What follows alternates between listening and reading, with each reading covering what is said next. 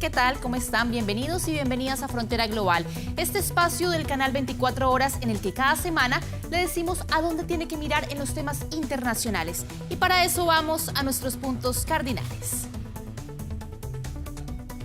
Crece el escándalo en Argentina por las acusaciones de violencia de género del expresidente Alberto Fernández contra la ex primera dama Fabiola Yáñez, quien declaró en una primera audiencia desde España tras asegurar que el exmandatario la obligó a abortar y la maltrató física y psicológicamente durante casi una década. Hablaremos durante este programa con un analista en Argentina sobre este caso que está arremeciendo a la política trasandina.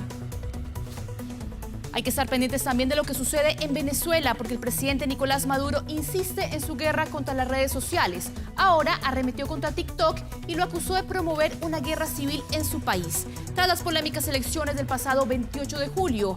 Mientras crece la presión de Estados Unidos y los diálogos con el eje conformado por Brasil, Colombia y México para buscar que el líder chavista dé un paso al costado y acepte los resultados electorales.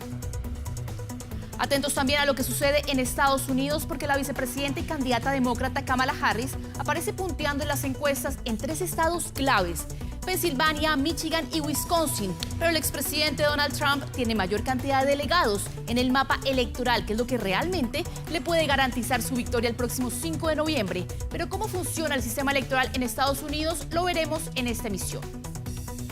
Atentos también a Medio Oriente, porque Irán rechazó las peticiones de países occidentales para que no tome represalias contra Israel tras el asesinato del líder de Hamas, Ismail Haniyeh, en su territorio. El presidente iraní Masoud Pezeshkian dijo que las represalias eran una forma de detener el crimen y un derecho legal. Esta semana Israel ha puesto a su ejército en el nivel de alerta máximo, mientras que Estados Unidos ha desplegado en Medio Oriente ante el temor de una escalada para los próximos días. Le hacemos zoom al escándalo que ha sacudido la política argentina en los últimos días, tras las denuncias de maltrato de la ex primera dama Fabiola Yáñez contra el expresidente Alberto Fernández. Y para analizar este tema tomamos contacto con César Murúa, es analista político justamente en el vecino país. ¿Cómo está, César? Buenas tardes. ¿Qué tal? Buenas tardes. ¿Cómo te va? Partir preguntándole cuál va a ser el impacto de este escándalo que lleva prácticamente una semana, ¿no?, sacudiendo la política argentina directamente en la figura de Alberto Fernández. Bueno, lo que tenemos en la superficie es efectivamente el escándalo desatado por el debate público y las revelaciones que vamos teniendo casi en cuotas respecto de lo que ha sucedido en la vida privada entre el presidente Alberto Fernández y su esposa. Lo que sucede es que en realidad estamos teniendo en un primer nivel, ya saliendo de lo que es simplemente superficial y tratando de ver algunos aspectos más consistentes. En primer lugar, 2 investigaciones judiciales. La primera por un caso de posible corrupción en la contratación de seguros desde el gobierno nacional hacia compañías de seguros. De hecho, esa es la punta del ovillo de toda esta investigación. Las revelaciones de lo que nuevo nos enteramos por grabaciones y videos y conversaciones en los teléfonos celulares de los implicados, entre otros el presidente, tuvo como primer origen precisamente esa investigación judicial por un posible caso de corrupción. La derivación posterior ha sido una investigación que se está llevando adelante en estos momentos en la justicia por un posible caso de violencia de género del presidente hacia su ex esposa, ahora, Fabiola Yáñez, en aquel momento primera dama, y las revelaciones que estamos teniendo realmente muy graves en relación a lo que ha sido la convivencia en la pareja presidencial y más allá de lo que tenga que ver con cuestiones de la índole privada de la pareja, lo que es estrictamente un caso de violencia de género, que es un tema muy grave y que la sociedad argentina está muy sensibilizada en relación a estos temas. Así que ahí tenemos una segunda cuestión a nivel de investigación judicial que se está siguiendo adelante. Y el otro aspecto más político tiene que ver con la crisis política que atraviesa en general el sistema político argentino desde hace un tiempo y particularmente en estos momentos el Partido Justicialista, lo que se conoce como peronismo, no solamente por una crisis que se desató en primer lugar por la derrota electoral del año pasado a manos del actual presidente Javier Milei, sino también lo que tiene que ver con la crisis de liderazgo al interior del partido, agravada, entre otras cosas, por las situaciones de algunas de las figuras y algunos de esos líderes, ¿sí? Varios de ellos también involucrados en algunos casos incluso de violencia de género también, y que llevó, por ejemplo, a Alberto Fernández a renunciar a la presidencia del partido porque, si bien ya no era más presidente de la Argentina, continuaba siendo presidente del Partido Justicialista. Hay varios cuestionamientos, César, que llaman la atención por parte de la ex primera dama, que dice que ella dio aviso efectivamente al Ministerio de la Mujer, que en ese momento hay una declaración cruzada porque la ministra de ese entonces asegura que ella nunca supo de este caso. ¿Cómo queda parado el gobierno de Alberto Fernández y también todos los que lo rodeaban? Porque finalmente la gran pregunta es cómo durante todos estos años nadie se dio cuenta de que ella estaba siendo víctima de violencia de género. Bueno, ahí la primera cuestión naturalmente es el contraste entre el plano discursivo del gobierno de Alberto Fernández y algunas situaciones concretas en particular.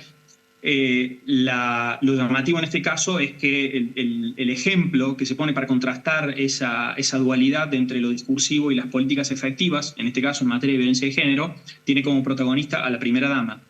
Pero el asunto es, Alberto Fernández, durante su gestión, le dio un impulso muy grande no solamente a la creación, entre otras cosas, de un Ministerio de la Mujer, o por ejemplo, llevar adelante, promover la sanción la aprobación y la sanción de la ley de interrupción voluntaria del embarazo, que es un tema muy presente y que durante muchos años las organizaciones feministas en Argentina estuvieron promoviendo, lo cual llevó a que Alberto Fernández fuera concebido por sectores de las organizaciones feministas como un presidente que estaba alineado con su agenda. Lo que sucede es que ahora sale a la luz esta contradicción evidente entre lo que era la línea de política pública, en este caso en materia de violencia de género de la presidencia de Fernández, con lo que han sido sus acciones a título personal.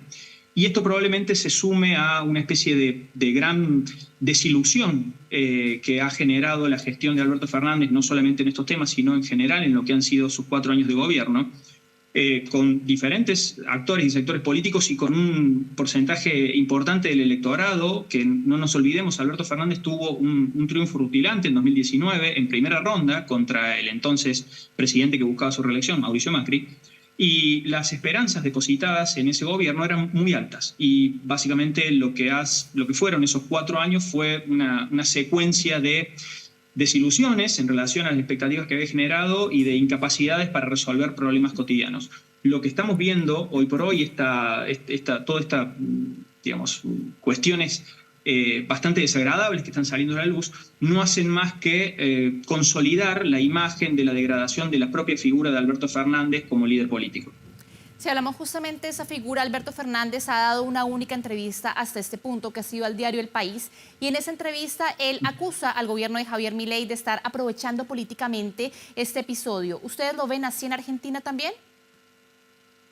Bueno, es un asunto de público conocimiento y casi que digamos que son las reglas del juego, que cualquier tema de agenda política hoy que esté presente en el debate público va a ser utilizado por cualquiera de los sectores. Eso es casi que, digamos, es una acusación un poco inocente por parte de Alberto Fernández precisamente, pero el punto es lo siguiente. Sí hay un aspecto muy importante y casi grave que estamos viendo probablemente este caso sea un ejemplo bastante claro de eso, y es la utilización de los servicios de inteligencia por parte del gobierno de turno como una herramienta política. Ahí probablemente el expresidente Alberto Fernández no está intentando decirlo con todas las letras, pero eso es una cuestión que en Argentina ya lo conocemos y es lamentablemente casi una práctica habitual de los distintos gobiernos de turno. Y decimos esto ¿por qué? Porque una parte importante de esas revelaciones o de estas informaciones que han salido a la luz durante estos días, precisamente para alimentar esta sensación de escándalo y de indignación pública en relación a la conducta del presidente, incluso algunas cuestiones que no deberían ser objetables desde el punto de vista ni legal ni ético, pero naturalmente generan una indignación en el plano más moral, si se quiere, en la ciudadanía, son el resultado de filtraciones de informaciones o de situaciones privadas a las cuales la justicia no había tenido acceso directo. Determinadas informaciones, videos y grabaciones y demás, lo cual da a entrever que, una vez más, la utilización del aparato de los servicios de inteligencia es una herramienta política que se utiliza para, en algunos casos, plantear determinados temas en el debate público o desviar la atención hacia otros. El punto es, la inconducta de Alberto Fernández es bastante clara, evidente, y eventualmente lo tendrá que demostrar la justicia si eso es materia de castigo penal. Pero lo que sí efectivamente estamos viendo es una funcionamiento muy aceitado de todo el aparato comunicacional e informacional del ecosistema en las redes sociales, en las cuales el gobierno de Javier Milei tiene un control bastante aceitado de todos esos mecanismos y es muy hábil, tiene un poder muy significativo en ese plano de la comunicación. Efectivamente, ahí el gobierno de Milei está aprovechando esta situación, está dosificando incluso la crítica, las filtraciones que se están dando hasta ahora y que se van a seguir dando. El día de ayer le incautaron el teléfono al expresidente Alberto Fernández. Ese teléfono va a ser peritado, será auditado por la justicia. Y lo que lamentablemente sabemos, porque lo hemos visto en otras causas, es que probablemente alguna de la información que está dentro de ese teléfono, que no tiene que ver con las causas judiciales que se tramitan, ya sea la de corrupción o la de violencia de género, probablemente luego se filtren, ¿sí?, para seguir alimentando el escándalo y el clima de debate alejado de lo que son aspectos sustanciales de la vida cotidiana en materia de política o economía en la Argentina. Si hablamos concretamente de la posibilidad de que Alberto Fernández vaya a la cárcel, ¿eso podría estar cercano en alguno de estos dos procesos? Hablamos, por ejemplo, del de corrupción o este que se le sigue por violencia de género. Es difícil determinarlo por diferentes motivos. La incidencia de la dinámica política sobre las causas judiciales en Argentina es muy notorio. No estamos diciendo nada nuevo, es algo con lo que lastimosamente y de una manera lamentable tenemos incorporado como parte de la ecuación del juego político el avance o retroceso o estancamiento de las causas judiciales está muy marcado por los signos y los tiempos políticos. La posibilidad de que Alberto Fernández sea finalmente encontrado hallado culpable o que pueda incluso termine en la cárcel, va a depender más de la dinámica política de incidencia sobre ambas causas judiciales que sobre la evidencia efectiva de lo que esté sucediendo y de lo que se vaya descubriendo en una y otra causa. De nuevo, esto es bastante evidente en casos muy resonantes de causas que con situaciones muchísimo más graves, que hace muchos más años que están absolutamente frenadas. Hay un tema no menor. Alberto Fernández, históricamente, ha sido un dirigente político con muchas llegadas y muchas terminales políticas en términos de contactos y vinculaciones en toda la justicia federal de la ciudad de Buenos Aires, que es donde definitivamente está radicada ambas investigaciones. Con lo cual, pueden suceder ambas situaciones, ¿sí? Injerencias eventualmente del gobierno de turno o de los propios mecanismos y resortes que el propio Alberto Fernández tenga dentro de ese ámbito institucional. Finalmente, César, preguntarle por el tema de la popularidad que en estos momentos tiene la figura de Fabiola Yáñez. Se sabe además que había sido bastante cuestionada en épocas de pandemia por esa celebración de su cumpleaños, que es algo que ella también incluye en esta causa judicial. ¿En qué punto está la popularidad de la ex primera dama argentina en estos momentos? Bueno, la nota característica de Fabiola Yáñez durante sus 4 años en la Casa Rosada, en realidad en la Residencia de Olivos, porque prácticamente no tenía una agenda pública por fuera de lo que era su actividad normal o cotidiana. No, de hecho, a diferencia de lo que pueden ser otros perfiles de primeras damas que pueden llegar a tener, generalmente en Argentina hay una especie de agenda que suele estar reservada para las primeras damas que tienen que ver con temas sociales, de contención social y de ayuda social. Suelen ser un tema con el cual intenta asociarse a la figura de la primera dama en acciones de ese tipo. No ha sido el caso de Fabiola Yáñez por 2 motivos. En primer lugar, porque al poco tiempo de iniciar la gestión del presidente Alberto Fernández, pasamos a la cuarentena, con lo cual no tuvo mucho margen de tiempo para desplegar una agenda pública en materia, por ejemplo, de estos temas sociales. Recuerdo había una causa, una acción que había llevado adelante la primera dama de ir a visitar a una provincia del interior y que incluso se había despegado alguna polémica alrededor de eso, entre otras cosas por el uso del avión para trasladarse y demás. Entonces rápidamente fue quitada del espacio público, de la acción pública cotidiana, de la agenda más política. Y su siguiente aparición, luego, de hecho, durante la cuarentena, fue precisamente una foto de su cumpleaños que se filtró a los medios de comunicación y se hizo público, que había habido una reunión masiva en la residencia de Olivos, en la residencia presidencial, con motivo de su cumpleaños. Y esto fue probablemente un elemento de esta ruptura, de ese, digámoslo así, como contrato moral que había suscrito implícitamente el presidente Alberto Fernández con la ciudadanía, en términos de hagamos todos el sacrificio de quedarnos en nuestras casas, no hacer reuniones masivas y demás, porque esto es necesario para prevenir la propagación del COVID-19. Y básicamente lo que hace y lo que queda en evidencia a partir de esa fotografía y de esa imagen es la ruptura de ese contrato. Lo que sigue fue cómo el propio gobierno, el propio presidente procesó este asunto, ¿sí? En primer lugar negándolo y luego al poco tiempo incluso hasta dando a entender que era responsabilidad precisamente de Fabiola Yáñez haber organizado esta celebración, incluso hasta casi exculpándose a sí mismo de ese incumplimiento de las normas en aquel momento. Lo cual, a partir de allí, implicó una suerte de ostracismo social y político, por supuesto, de la primera dama en la agenda pública. Con lo cual, ni siquiera podríamos hablar de sus niveles de popularidad, porque ni siquiera eran medidos los niveles de popularidad de Fabiola Yáñez en aquel momento, porque no era una figura con proyección pública luego de aquella situación de su fiesta de cumpleaños. César Murúa, analista político en Argentina, muchas gracias por esa entrevista. Muchas gracias a ustedes. Nosotros vamos a una pausa y a la vuelta en Frontera Global traeremos toda la información sobre lo que sucede con las elecciones en Estados Unidos y con la crisis en Venezuela. Frontera Global, Frontera Global. Y de vuelta aquí en Frontera Global le hacemos doble clic a los dos procesos electorales que marcan la agenda esta semana, Venezuela y Estados Unidos, porque hay nuevos sondeos de la carrera presidencial en este país que favorecen a la vicepresidenta Kamala Harris. Para eso estamos ya con Benjamín Zamorano, nuestro periodista del área internacional, que ha seguido de cerca este tema. ¿Cómo estás, Benjamín? ¿Cómo estás, Andrea? Gusto en saludarte y gusto de saludarles en sus casas. Así es, la elección presidencial en Estados Unidos se acerca a pasos agigantados, por eso los invito a que revisemos la siguiente gráfica que nos muestra una encuesta realizada por New York Times en conjunto con Siena College y que da una ventaja de 4 puntos a la actual vicepresidenta de Estados Unidos en 3 estados claves. Hablamos de Michigan, Wisconsin y Pensilvania, territorios que en conjunto suman 44 delegados, los que podrían ser cruciales para definir la elección.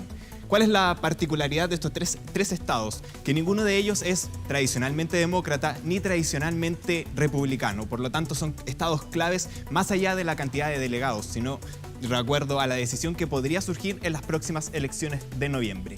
Ahora bien, recordemos que el sistema electoral del país norteamericano es bien distinto al nuestro, ya que no necesariamente gana quien tenga más votos o votos directos. ¿Cómo funciona el sistema electoral estadounidense? Cada estado tiene una cantidad de delegados definida por factores como la cantidad de congresistas. Entonces, finalmente gana la elección quien obtenga la mayor cantidad de delegados y no quien tenga más votos. Por esta razón, quien gane los suficientes estados para obtener 270 delegados más 1 puede ser proclamado como el próximo presidente de los Estados Unidos. Vamos justamente, Benjamín, a esta hora a ver el mapa de los Estados Unidos para ver cómo avanza este número de delegados y qué posibilidad tiene cada uno de los candidatos. Por supuesto que sí. Pasemos a revisar el siguiente mapa del sitio Real Clear Politics, el que nos muestra una historia un poco distinta a la anterior. En este mapa podemos ver la cantidad de delegados que tiene cada estado, como California, el estado natal de Harris, con 54 delegados, y Texas, un estado tradicionalmente republicano, con 40. La diferencia crucial en este mapa es que Pensilvania, un estado que va fluctuando entre demócratas y republicanos, según la elección, estaría siendo obtenido por Trump y su fórmula J.D. Vance, dándole así la ventaja a los republicanos con 287 delegados, de los que ya mencionamos los 270 necesarios más 1 para ganar la elección. No obstante, perder este estado dejaría a Trump con 268 delegados, menos de los necesarios para imponerse en la próxima elección presidencial. Justamente, todos los ojos puestos en Pensilvania y en cada uno de sus estados claves que, a diferencia de otras elecciones en Estados Unidos, no están tan oscilantes como podrían estar, y vemos bien que por un lado están las encuestas que le dan una popularidad a Kamala Harris ligeramente por encima del expresidente Donald Trump, pero vemos también este mapa de delegados en donde finalmente queda claro que él alcanzaría la presidencia o podría volver a la Casa Blanca el 5 de noviembre de alcanzar este número de delegados, y que podría pasar, por ejemplo, lo que pasó en 2016, que finalmente Hillary Clinton queda con mayor cantidad de votos, pero en este mapa de los delegados, que es lo que realmente importa en Estados Unidos, termina perdiendo las elecciones. Así es, Andrea. Gracias, Benjamín, por este análisis. Gracias, que estén muy bien. Y seguimos hablando de procesos electorales porque Estados Unidos negó que esté pensando darle una amnistía a Nicolás Maduro para que salga del poder, mientras crecen las expectativas por la gestión de Brasil, Colombia y México para que se reconozcan los resultados electorales. Pero ¿cuáles son los escenarios que enfrenta? Lo vamos a ver en la nota de Sebastián Marín. Exclusivo en Conversaciones Secretas, Estados Unidos ofrece amnistía a Maduro por ceder el poder. Una declaración del The Wall Street Journal que dio la vuelta al mundo y generó controversia tras asegurar que la Casa Blanca estaba en una negociación secreta con el régimen de Nicolás Maduro para preparar su salida. Sin embargo, este lunes el portavoz del Departamento de Estado lo negó. Eso no es cierto. No hemos hecho ninguna oferta de amnistía a Maduro ni a otros desde esta elección. Que lleguemos a un acuerdo de entendimiento por 50 años donde ellos se queden donde están y dejen que Venezuela esté tranquila y toda América Latina. Aseguraba Nicolás Maduro sobre lo que le pediría a Estados Unidos. Si es que no hay cambios en Venezuela que se consideren más democráticos desde el punto de vista norteamericano, de cómo se define eso, las sanciones económicas van a continuar y van a aumentar. Una presión que desde otra orilla ejerce un eje de gobiernos de izquierda conformado por México, Colombia y Brasil, quienes sí han dado muestras de estar mediando en el conflicto y podrían ser claves en que Maduro dé un paso al costado. El respeto a la tolerancia, el respeto a la soberanía popular es lo que nos impulsa a defender la transparencia de los resultados. La mediación de Lula da Silva como una figura que ha sido tradicionalmente una figura de conciliación entre posturas opuestas, en este caso no está consiguiendo surtir efecto. Pero para el régimen de Nicolás Maduro el reloj corre en su contra. La salida en octubre de Andrés Manuel López Obrador en México podría complicar sus relaciones con la mandataria entrante Claudia Sheinbaum, quien prefiere mantenerse alejada de esta polémica.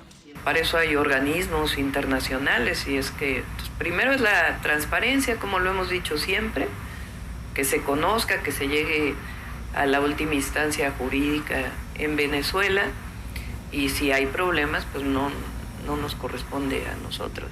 Viene la petición de una salida negociada de Maduro desde la propia izquierda. Porque si viéramos una solicitud de la salida de Maduro de Venezuela desde la derecha, esto es desde Milei y de este tipo de líderes, me parece que tendría poca legitimación. Colombia confirmó que junto a México y Brasil tendrán esta semana una conferencia virtual con Nicolás Maduro, mientras la líder opositora María Corina Machado convocó a una marcha mundial el próximo sábado. Vamos a tomar las calles de Venezuela y del mundo. Donde haya un venezolano, allí estaremos juntos. Confía. Esta vez es distinto porque nosotros somos distintos. Un llamado que a 2 semanas de las elecciones busca mantener sobre la mesa la discusión por la validez de los más de 4 millones de votos que la oposición asegura tener de ventaja sobre Nicolás Maduro, quien no da ninguna señal de ceder. Porque no le vamos a entregar a esta oligarquía fascista el poder político en este país. Y la razón para que el mundo siga girando, nuestra buena noticia de la semana nos llega desde Estados Unidos, donde acaban de terminar la construcción del primer vecindario del mundo compuesto únicamente por casas hechas con impresoras 3D. Pero ¿cómo puede esto beneficiar el acceso a la vivienda en otros países? Nos cuenta más Claudio Herrera. Aunque pueda parecer una maqueta o un videojuego, se trata del barrio más grande construido con impresoras 3D. Una pequeña comunidad de 100 casas que se encuentra a 50 kilómetros de Austin, en Texas. Una capa a la vez, Vulcan imprime una casa completa. Va desde el frente de la losa hacia atrás en una capa. Para estas casas en particular, después de 3 metros de impresión y unos días, tienes el sistema de paredes de la casa. La construcción empezó en noviembre de 2022, de la mano de la constructora Lennar y la empresa tecnológica Icon, quienes llevaron a cabo la obra con sus impresoras Vulcan, de 13 metros de ancho y que pesan casi 5 toneladas. Donde 5 equipos diferentes venían para construir las paredes, ahora tenemos un equipo y un robot entregando el mismo resultado, mismas ventajas para el suministro. Desde el COVID, vimos muchos impactos en el tipo de cadena de suministro global en el concreto, la madera, los sistemas eléctricos, las ventanas, lo que sea. Eso crea mucha volatilidad en el precio del producto final. Según el informe America's Rental Housing de la Universidad de Harvard, actualmente en Estados Unidos hay un déficit de 4 millones de viviendas. A nivel global, ONU Habitat señala que para 2025, 1.000 millones de hogares van a carecer de una vivienda decente. Y en los países desarrollados o en vías de desarrollo, 97% de las viviendas no son accesibles financieramente para quienes se destinaron inicialmente. Dada la escasez de viviendas que enfrenta nuestro país, y especialmente las viviendas a precios asequibles, nunca ha sido más importante para nosotros innovar, encontrar nuevos métodos de construcción de hogares que mejoren la forma en que los construimos y cómo viven nuestros clientes en esas casas. Las casas construidas para este novedoso proyecto también permiten explorar distintas formas para generar y consumir energía. En este caso, todas las viviendas cuentan con paneles solares para abastecer de electricidad a los residentes de este barrio en Georgetown. Hasta ahora, los residentes del barrio solo han tenido problemas con la conexión a Wi-Fi, dado el grosor de los muros. En cuanto a la resistencia de los materiales y la aislación del calor, los resultados han sido óptimos. Comienzan alrededor de los 140 metros cuadrados y llegan hasta más de 190 metros cuadrados. Los precios van desde 400 a 550 millones aproximadamente, dependiendo de la casa que elijas. Las posibilidades que abre esta tecnología invitan a repensar la industria inmobiliaria y la manera en la que se puede enfrentar la crisis de vivienda a nivel global. Este es un vecindario muy importante para Icon como empresa y creo que para la industria de la construcción en su conjunto. Representa llevar una tecnología de una escala pequeña en una fase de investigación y desarrollo a una tecnología de gran escala que esperamos seguir desarrollando con el tiempo. El desarrollo de este proyecto inmobiliario ha motivado incluso a la NASA a contratar a Icon para desarrollar infraestructura en la superficie lunar. El futuro de las impresiones en 3 dimensiones parece no tener límite, como lo muestra este vecindario que se ha convertido en un símbolo de esta tecnología en Estados Unidos. Con esta buena noticia terminamos Frontera Global. Nos vemos la próxima semana con todo el análisis de la realidad internacional aquí en 24 horas. Que estén bien.